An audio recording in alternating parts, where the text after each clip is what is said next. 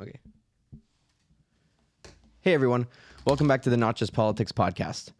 The following is a conversation with Clare Ashcraft. She is a sophomore at Capital University in Columbus, Ohio.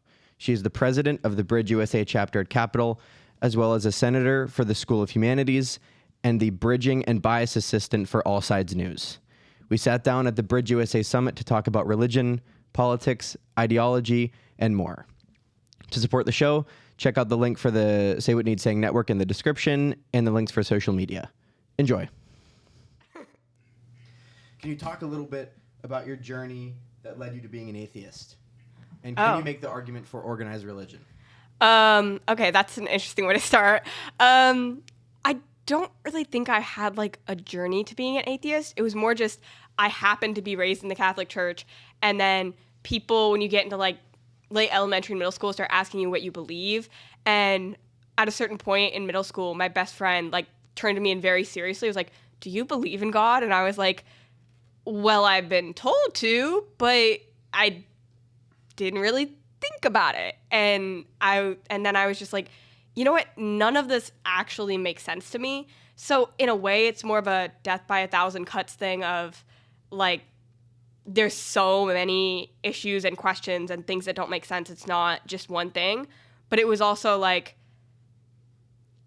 none of it ever really made sense to begin with. So I was kind of like by default an atheist, even though I was raised and supposed to be taught a certain thing.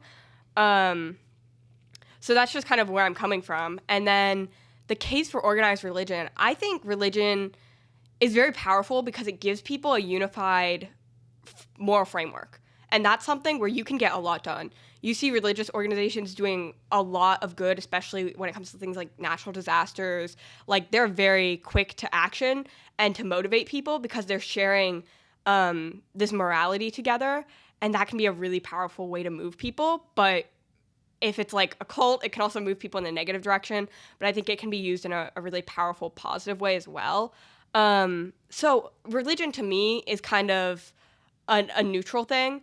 It just depends what angle you're coming at it from and what style of beliefs you take on. Like, Christianity is so broad. You have Christians who are the worst people you'll ever meet. You have them who are the best people you'll ever meet.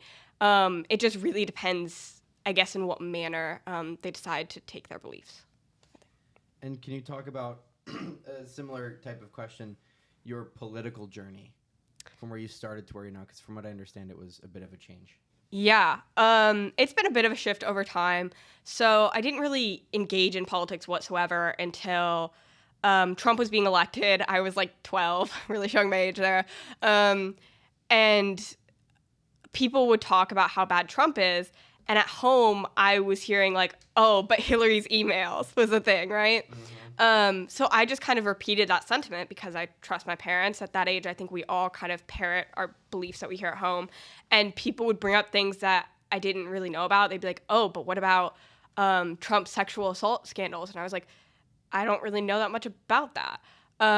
So I think very quickly my friends sort of changed my mind to being more liberal. And it wasn't really a matter of choosing like friends over family. It was just more my friends were explaining to me why I was wrong. My parents never really explained beliefs because they just casually, it was their belief. And at that age, they didn't feel like I was equipped to really know about it. And I was probably right. I wasn't really equipped to make those decisions, but I wanted to. So here we are. I'm leaning kind of liberal. And then I start to lean pretty liberal as I go into high school. And just with liberal people around me, you start to get on social media and see how a lot of influencers in our generation are really leaning that way as well. And then I started to lean away from that. And I think that was as I came into the bridging movement especially. Because basically my dad is very conservative. I was very liberal. We ended up clashing a lot, arguing a lot. But it was more of like a fun thought exercise, not an issue of morality until summer of 2020, when all the riots were breaking out and you could go anywhere and you could not escape the discourse around police brutality and Black Lives Matter. It wasn't like we could argue about abortion and then have dinner and go about our lives anymore. It was like, it's everywhere. You can't open up your phone without seeing it. So that was a time when I felt like the messages I was getting from the internet were like, okay, if your parents are racist, you need to correct them. And if your parents don't accept everything you say for who you are, then like you should cut them off. Or there's like the completely opposite perspective of you should just love people anyways because they're your family and not worry about politics at all. But I was passionate about politics. It really mattered to me. So the only way I could really navigate through that was kind of bridging work. It was, okay, we have to talk about these issues and discuss them, but it's not the end all be all. And I didn't come to that answer very quickly. At the time, I was so distressed. I was like, my parents are saying things that I consider to be racist, but I know they're good people. I know that when there are construction workers outside, they want to go give them water, right? An evil person, from what I've been told, does not do that, right? I know my parents are good people. Particularly my dad was the one I was taking issue with. So I was really having this conflict. People are telling me they're racist, they're not good people, but I know they're a good person. So like, what do I do? What is this? And like, I try and correct them gently, like maybe they're just misinformed. So let me like educate them is what I've been told. You just need to educate those people. But like, that's not always the answer, because when they're coming from a different perspective, I think it's very arrogant to just assume you're right and you can educate them. Like, as much as we hate as young people being told, oh, you don't have the experience yet, it is true to a degree. They've lived a lot of the world, and that doesn't mean they're right. It doesn't mean we're right. It doesn't mean anyone's right. But you have to acknowledge that they're coming from a more fully formed perspective of the world. So I tried to educate him, and I was expecting like a nice liberal pat on the back, because there were like these viral videos of people yelling at their parents and telling them off for being racist. And adults in my life that I really respected were reposting those videos being like, oh, I bet she had good history teachers. And so I was like kind of expecting like someone's gonna pat me on the back for this, for doing the right thing, for being a good person. And like no one did. I just felt terrible, because then I told them, oh, you hold this view that's racist, and then we had to sit down and act like everything's normal at dinner. And that was really difficult for me, but that's part of the reason that I found bridging. And now I identify a lot more as a centrist. I differ from the views I was expressing then on Black Lives Matter. And I grew to a centrist position because I was suddenly making a conscious effort to expose myself to the best arguments on the right, the best arguments on the left. And I think you also, like, it's different when that's not coming from your parents. I think you just appreciate things more. So when I'm hearing people on the right, they're like, I don't know anything about, but actually that's something really reasonable. Actually, I'd never thought of that position before. I think it really made a difference. And I think there are people on the right and left in bridging, and we need that. Like, we do not want to be a bunch of squishy moderates. But I think a lot of people are mixed or independent or centrist by the very nature of just hearing the best of the best from the left and the right all the time. If you make a conscious effort to saturate yourself with the best ideas, you're going to find the reason there is a cultural war, the reason there is a left and a right, is because these are ideas that are debated reasonably so, right? There is a good argument on either side. Otherwise, these issues would be settled. So that's where I am now.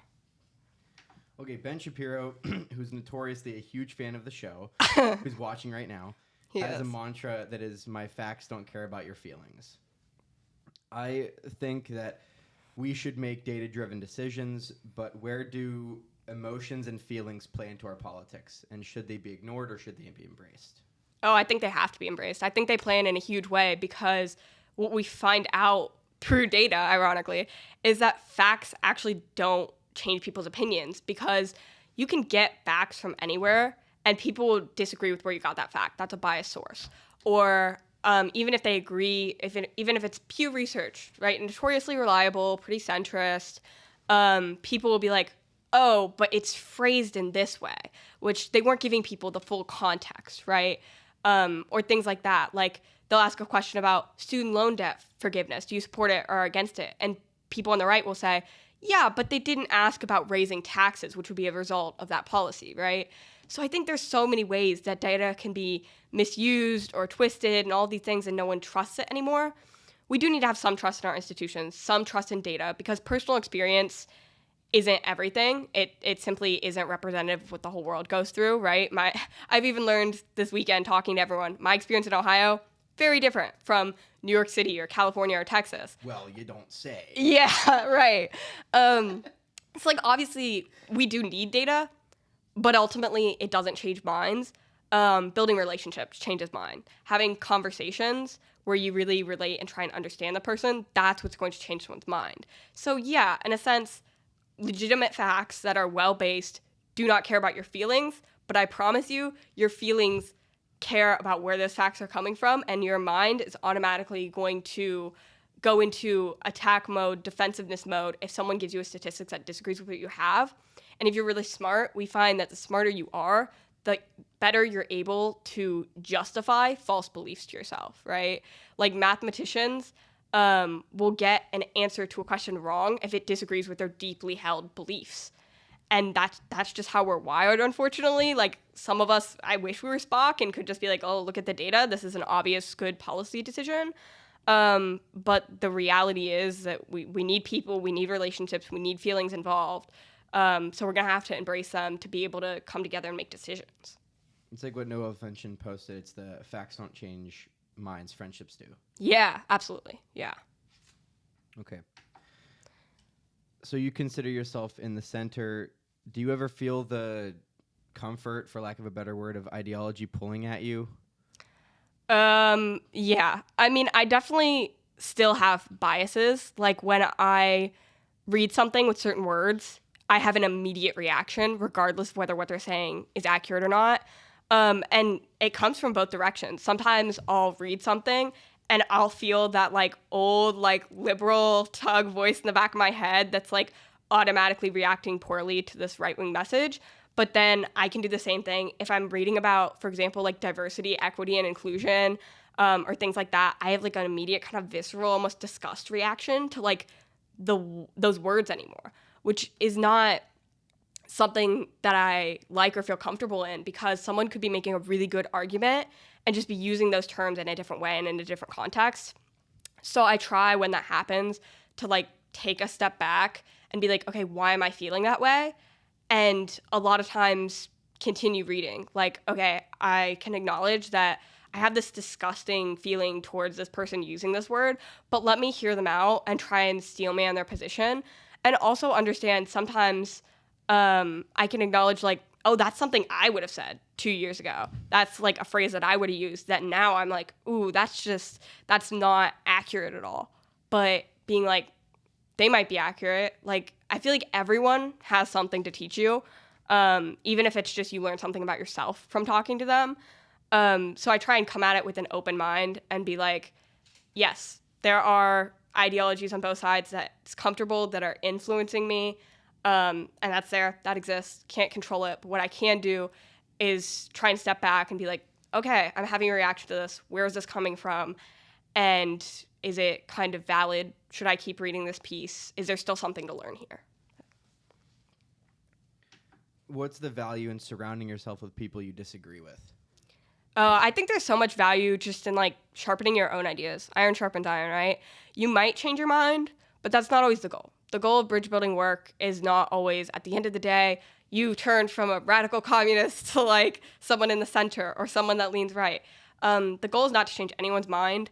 I think the goal is sometimes to change your mind if you're wrong, but sometimes to sharpen your own beliefs in contrast to other people, because people who disagree with you will bring up things that you just hadn't considered by virtue of your experiences and your perspective. Like, I'm not very well versed in economics. If someone brings up an economic issue to me, or like if we're talking about abortion and they start bringing up how economics is related to that, I might be like, I never thought of that because I'm not an economically minded person. Mm-hmm. So I think people that disagree, they disagree because they have different experiences and a different perspective, and that different perspective can be extremely valuable in figuring out whether you're right or not. And you do have a bias towards thinking that you're already right. So, first of all, realize that and try and temper that, like maybe they're right. But if you want to continue believing in what you say you believe, then having those different viewpoints and those different perspectives and those different objections brought to you is only going to make your ideas stronger. On the topic of people's personal experiences, what is the last shared experiences Americans have had where we have been unilaterally on one side of an issue? And do you think we can ever have that again? I mean, the last experience we shared together was COVID. And I think a lot of people thought that was going to be a unilateral, unifying moment, like 9/11 is what I would argue is the next one before that. And I think people thought we're united against an enemy, right? It's a virus, an unseen enemy. We're going to conquer this together. And then that, too, became completely polarized with the vaccines, with the mask mandates. So we had like a moment of unity there in COVID for like 2 weeks. 2 weeks to flatten the curve, guys. We did it. 2 years. So I think being unified against an enemy it could happen again. I mean, I think people across the political spectrum like don't like China right now. And so if we went, not an actual war, but like a Cold War or something, like I could see, we're also mostly united against Russia right now. Like there are some fringe people that like Russia. So I guess it also depends what percent of America is like entirely united. Like is that 90%? Is that 80% of people? That's a great question. Yeah, because we're not all 100% ever going to agree on anything, I don't think. But I think we're kind of united against Russia right now. So it does help to have an enemy together that's like outside of the U.S., whether it be a virus or a country. Like with 9/11, we're all united because there's an enemy there and it's terrorism. But then we see all the negative effects of like the war on terror. So as much as I want us to all be united again and I want polarization to go away and it would be great, I think we can also make poor and wrong decisions when there's a lack of disagreement in the room, right? Because like I said, iron sharpens iron. When we're arguing with each other, we come out with the best idea. So when we're all in agreement that like, hey, X thing is bad, that's great, but what we do about X thing might not be the best decision if we don't have anyone arguing for the other side. So yesterday at the summit, we had a discussion about if America was or was not the greatest country in the world. Can you give me your opinion on this? Okay, I was like mentally writing my speech as we were listening to people, so I get the opportunity to say it now. So I think everyone is basically in agreement. For everyone that wasn't there, a lot of people were arguing America is great. We have great ideals and great potential if we live up to those, but we have a lot of problems. We have problems in education, in healthcare, in our prison system. So there are a lot of problems we need to address. But that free speech, the fact that we have criticism, these are all great things about our country. So I agree with everyone who spoke and said that. But I think the question, is America the greatest? The onus there is on greatest. And I think if you're going to claim that we are the greatest, then like the burden of proof is on you. To say America is not the greatest country, you don't necessarily have to offer an alternative to what is the greatest. Mm-hmm. If you're making the affirmative claim that we are the greatest, then you have a very high burden of proof because there are like, 270 countries or something, like 272 or something. And I'm willing to bet that like none of us in that room have been to even half the countries in the world, or a quarter, or even 5, right? Yeah, most of us. I haven't been to 5. I haven't been to 4. Yeah, most of us have not even been to 5 countries. So it would be very hard to have extensive knowledge about all the countries in the world to conclusively say that America is the greatest. And so I think that we are not necessarily equipped to answer that question. And in a way, I think it's very American. I have a love-hate relationship with us, like, trying to answer that question. I love the sense of inquiry and the want to learn and figure out whether we are the greatest, what values we hold, whether we're living up to those values. These are all very important questions. But I also think it has a sense of, like, American arrogance that we can even think we can answer that. Like, to think that someone who's left America, maybe some of them have never left America, maybe some have left 3 times, right? And lived abroad for like 6 months. So like there's a certain arrogance saying, oh yeah, I've been outside of this country 3 times. And I think I can conclusively say, yeah, we're the best. Like, it's just such a impossible question to answer without doing like investing years, maybe centuries worth of research, I think. So, I mean, I want to emphasize that I agree that we have great values, great principles, and I want to lean towards the side of saying, like, we're the greatest, but, like, I don't know that, and I would never claim to know that because I don't know anything about most other countries, and most Americans don't. So that's where I kind of fall, like, I don't think it's anything we're going to get an answer to today or maybe ever. But I think a lot of people were saying, oh, why does there have to be a greatest nation? And I mean, I think there are better and worse countries. There are better and worse cultures. Like, there are certain things we don't tolerate. We don't tolerate genocide. A country like China that's committing genocide, we're not going to call them the greatest country over us. So I think it's valid that there is a sense of hierarchy. I just think it's hard to discover what that hierarchy is without a lot of investment. Do you think that American arrogance that is involved in that discussion is something that we need? Because I feel like we're lacking it right now. Ooh, that's an interesting question. It's needed for at least, I think, some of the country to have it. Like, I think a national pride is good. And I think we definitely need people that are patriotic and do think we're the greatest, as well as we need people who are dissenting. And you're right, like, that tide of people that are dissenting and saying America's not the greatest, I think is louder at this point in time and a bigger group. So I think we do need a balance. It's just like how we need a balance of people who are progressive and conservative, because we need people that want to push things forward and, like, burn institutions down. But we also very much need people saying, no, what we have is working. If we burn it down, we put everyone in danger of having nothing, right? And so it's very similar in saying America's the greatest and America's the absolute worst country to ever exist. Like, you need people that are pushing to make the country better and highlighting what we're doing horribly. And we also need people that highlight what we have right and say, hey, we need to preserve some of this. We shouldn't just burn it all down, because so far, I think we've been doing pretty damn good. I think Joey Diaz might have enough of that American arrogance for the rest of us to take a look. Maybe he's just the one keeping it up right now. Like, I don't know who that is. But no, okay. I sent you the clips on Instagram. He's like, we're the baddest motherfuckers out Oh, there. yeah. That guy. Yeah. He has enough of it for everybody. He does. He can share some around. I'm going to tell my kids that was George Washington, because they're not going to know. Okay. So what does it mean to be an American to you? I think being an American is embracing these kind of classical liberal principles that we have of, you know, we can critique our government, we have freedom to protest, freedom of speech, freedom of religion. So kind of embracing those type of things, because a lot of other countries are built on nationality or religion, and they have a lot more unity in that sense. But America was really built on ideas. We talk about that a lot. Like, we're a nation of immigrants. We don't necessarily have a very unified culture or a unified ethnicity. Everyone's coming from everywhere. Everyone has different perspectives. So what is the one thing that we can all agree upon that glues us together as a nation? And ultimately, it's a lot of the things that are in our Constitution. And I know some people think the Constitution needs to be revised or gotten rid of entirely. But the reason they can say that is the freedom of speech, freedom to petition the government in the Constitution.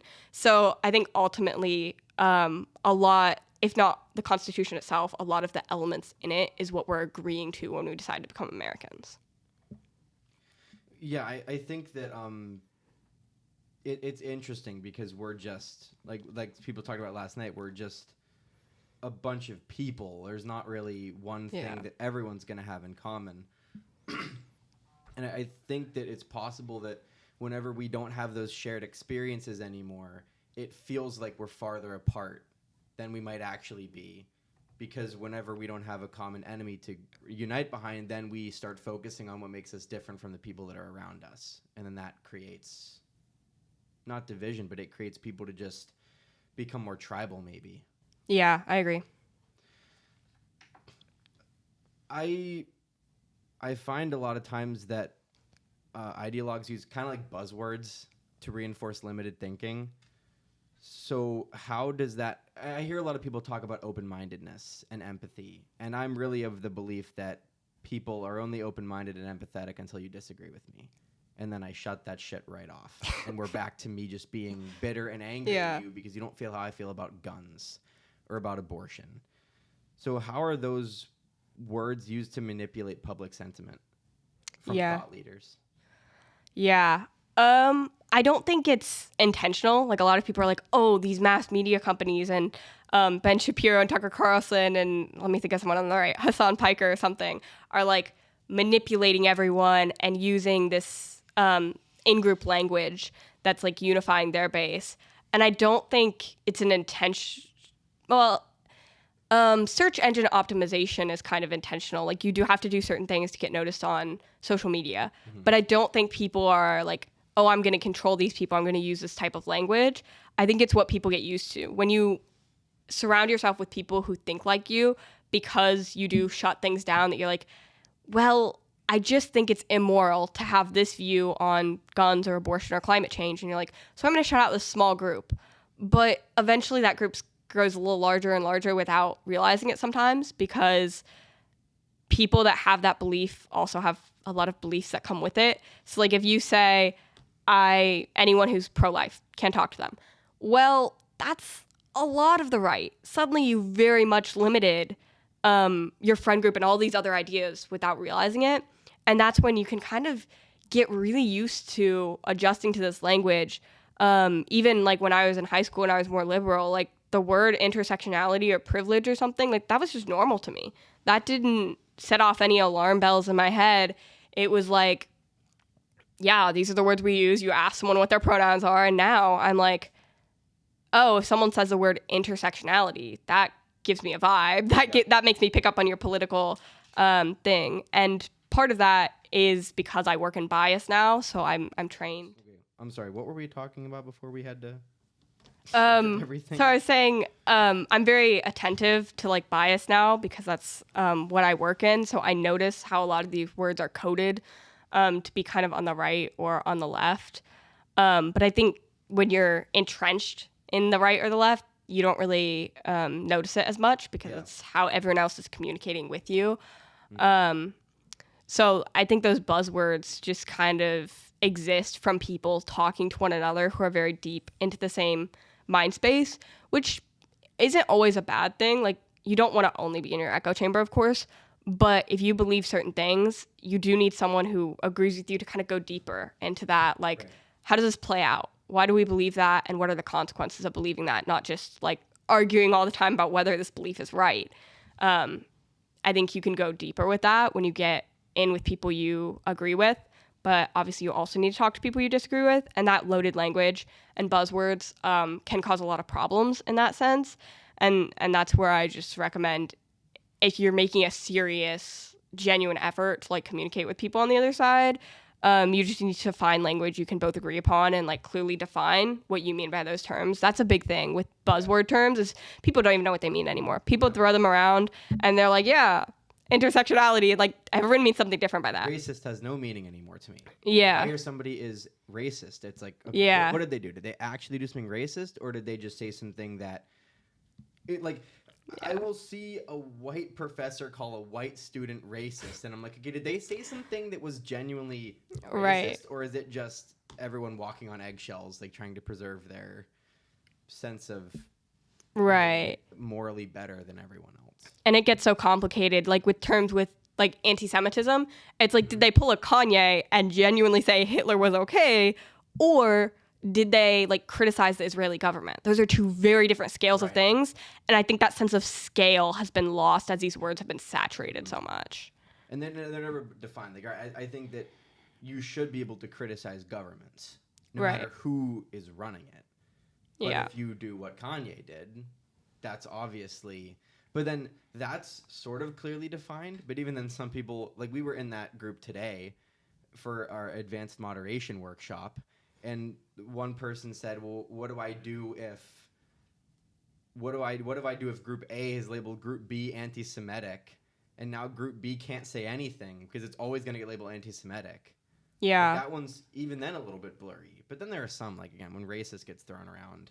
Yeah. This doesn't mean anything to me anymore. It's been overused. Yeah. I think the solution is just to talk about ideas and individual people, right? Don't generalize groups, because all of these groups of people are individuals with their own ideas and experiences. And if you treat people as individual people with their own ideas and experiences, then that solves a heck of a lot of discrimination. Right. So what are the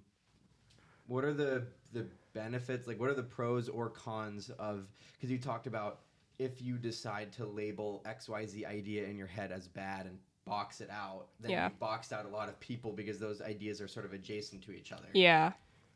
And I think that sort of falls along the lines of censorship as well. So can we talk about the pros and cons of that idea? The pros and cons of censorship? Yeah, and of the whole, like, I'm going to exclude someone with XYZ view because it's not helpful for me to hold that in my brain, or it's not beneficial to me. But then as a result, that might exclude other groups of people. Yeah. This is like a huge conversation in like the bridging community, because a lot of people that lean left are like, don't ask me to tolerate someone I think is discriminating against me, therefore I should censor them. That came up in the dinner last night. Yeah. And my answer to this is always emphasis on personal boundaries. So for other people, I'm not going to ask someone who's Black to talk to a KKK member. That's unreasonable for me to expect of them. Right. So they need to say, no, I don't want to do that. But if someone wants to be Daryl Davis, who has talked to all the KKK members, then like that's his prerogative. Right. And he's doing great work. Like I think he's amazing, and a lot of other people do as well. I think anyone would argue he does great work, de-radicalizing those members and having them hang up their hoods. So like that's a great thing, but it's also not a reasonable expectation for everyone. So I think everyone has to set their own boundaries. But for me, that Overton window, like my line of what's too far, is like way out there. Like I will talk to anyone. People always bring up the example of Nazis. They're like, oh, you want to bring the two sides together? What about Nazis? And for me, like I would genuinely talk to someone like that, because that's to me the ultimate test of if I can be compassionate, if I can keep my cool, if I can do it in a productive way where I'm not like offering them a platform, but at the same time, I'm understanding them and treating them as a human being so that they won't become more radical. Like that is like gold star, like exactly what I would want to do. It'd be so challenging. Well, I talked. I'm going to get canceled. I don't want to be a Nazi, okay? I could have brushed over that. Okay. I mean that I would like to talk to them. Very clear on that. Oh my God. But okay. No. Oh my God. Oh. Okay. No one make that a soundbite. That's staying in. I think it's also I think if you can get those people to change their minds, that's also a serious testament to the fact that these ideas work. Yeah, I think the problem for me, I actually argued this at last year's summit. They said, should dangerous ideas be tolerated, I think. And I argued that they absolutely should, because when you shut those people down, those ideas do not go away. They go underground, right? And then you can't see them. You don't know where they are.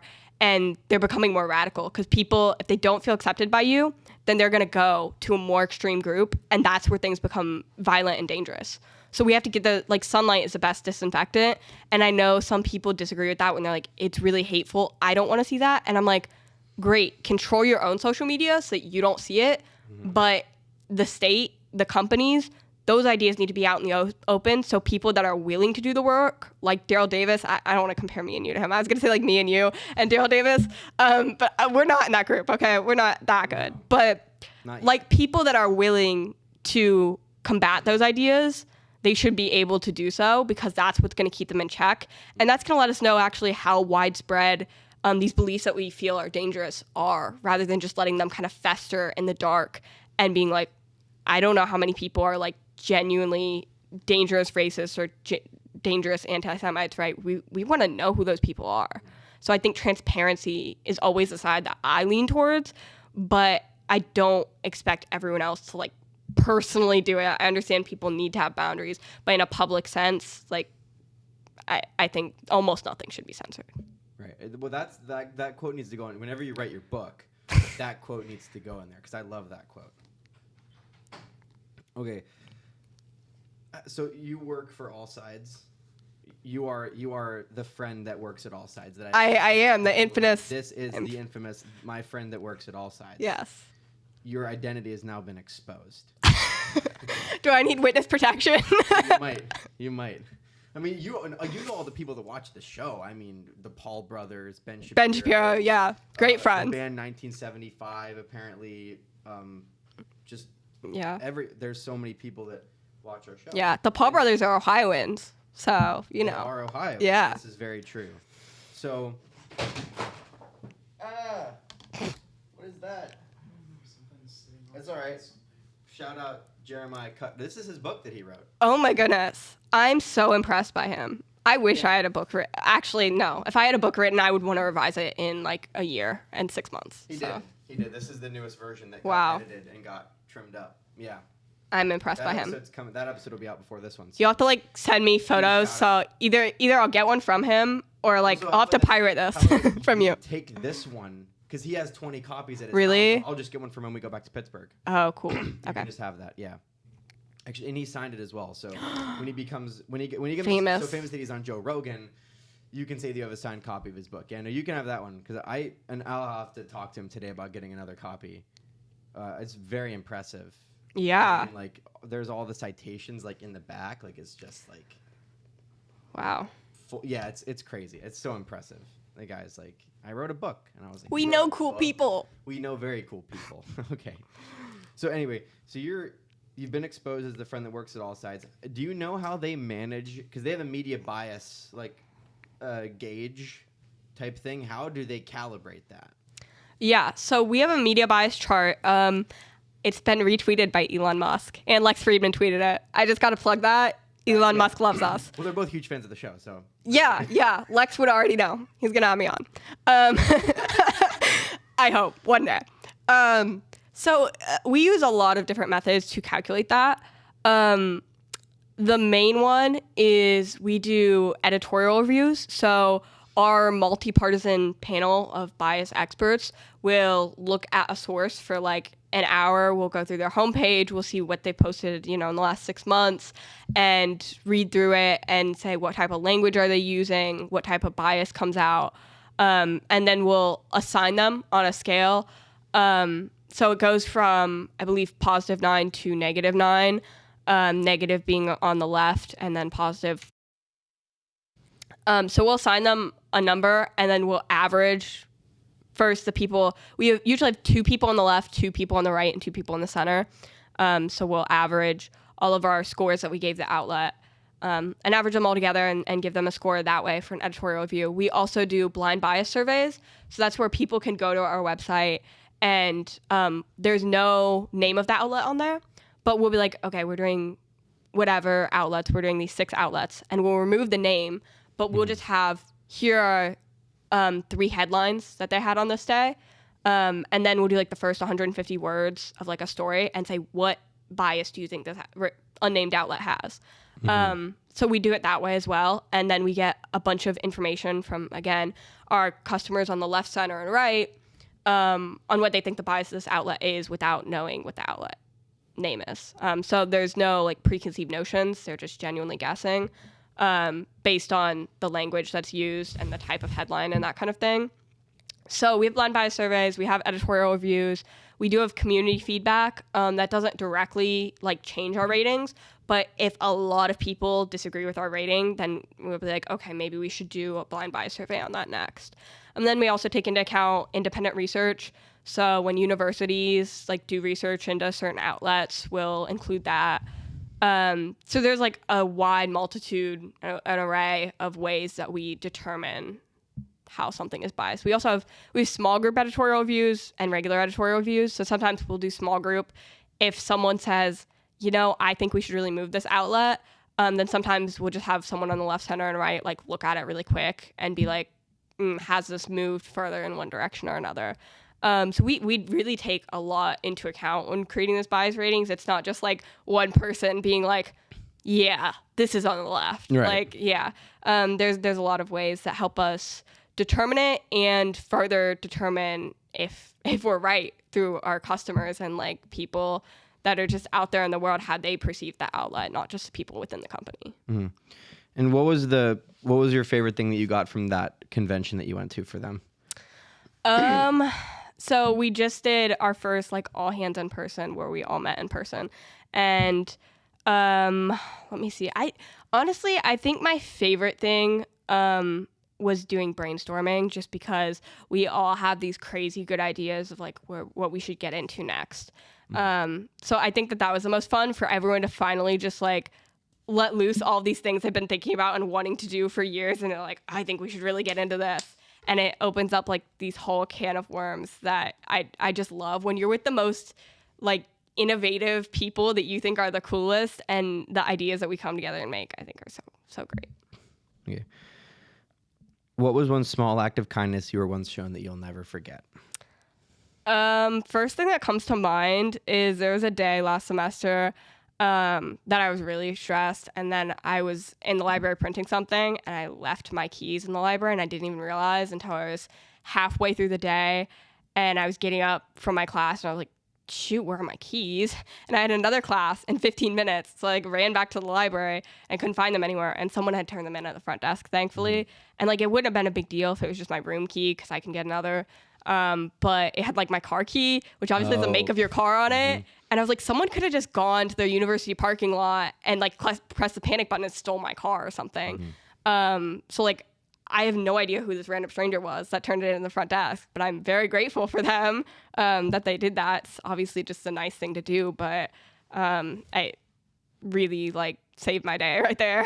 Yeah, they didn't have to do that. Yeah. Okay, what advice do you have for young people? Oh boy.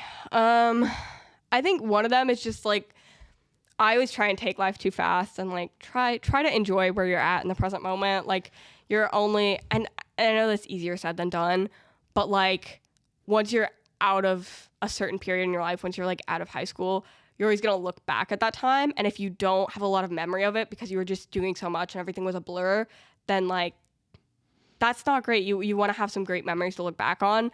So don't just always be, what's my future career?